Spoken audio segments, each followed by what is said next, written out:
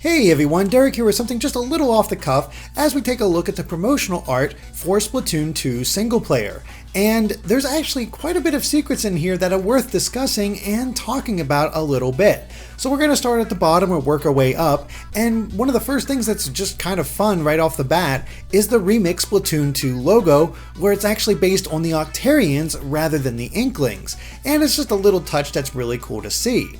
Going up to our protagonist, we see that the Inkling will still have the hero suit from the first game, but what's interesting is the weapon that she's holding, because this is not the typical splatter shot we see from these games. It actually looks more like an assault rifle, which means it could be a brand new weapon type, or the splatter shot's going to be a bit more serious this time around for the single player rather than the more fun aspect of the multiplayer. Otherwise, we see Marie in her new kimono, and as we saw in the trailer, she's going to be basically the new Cap'n Cuttlefish, where you talk to her in order to access the single player, and then there's like a little house underneath Inkopolis Square where she's based out of, and you can talk to her and basically get an idea for the mission, because the new mission this time around is to save Callie. But a Nintendo PR also mentioned that the Great Zapfish has been kidnapped again, so we're going to need to save it as well from the Octarians. And speaking of the Octarians, we see some of the typical soldiers on the right, but just above them we see brand new types, including one that has a Gatling gun sticking out of its mouth,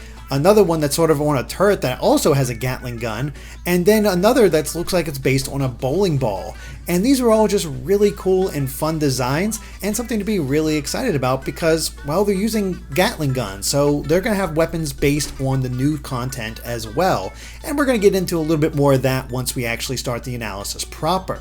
Moving up, we also see that Sheldon's here, and we saw in the trailer that he actually provides support in some way. Likely to do with the weapons, though we're not exactly sure what it could mean. I'll take a closer look as I start the analysis. Otherwise, we see more examples of the Octarians' hardware, including some of their flying ships, what looks to be a blimp, and even an Octoling hanging out on what just seems to be a platform. It's all pretty interesting and sort of gives this warlike vibe to it. Another interesting thing though is that the blimp seems to have one of the salmonids on its side. It could be a tentacle, but based on the placement of like the eyes and the greenish part of it, it very much reminds me of the salmonids that we saw from Salmon Run. But the biggest thing here, the thing that has everybody talking, is the figure at the very top. And as everybody is likely aware, that's pretty much Callie. There's no way that can't be Callie. The silhouette is just so spot on, she just has some cool looking glasses. So it's very likely that she's been brainwashed in some way along with being kidnapped, and she could be the new brains behind the operation of the Octolings and the Octarians. Or maybe that Octoling is the one controlling her because it's also wearing those type of sunglasses and it has sort of a red eye popping out. So maybe they're the ones controlling Callie in some way, or maybe something else completely different is going on. It's hard to say exactly, but it's kind of cool that we're actually going to maybe fight Callie, or she's going to be Constant Thorn on our side, or maybe she's the new final boss and something happens in that way. It's all really intriguing, and I'm super excited for the single player mode, and it really did tie into the Squid Sisters stories. The latest chapter had Callie going missing and Marie returning to try to search for her. Now obviously it doesn't seem to have been a success, but we also have an idea for why the Squid Sisters aren't really around anymore. One was kidnapped. Two, Marie probably gave up her career once her best friend disappeared.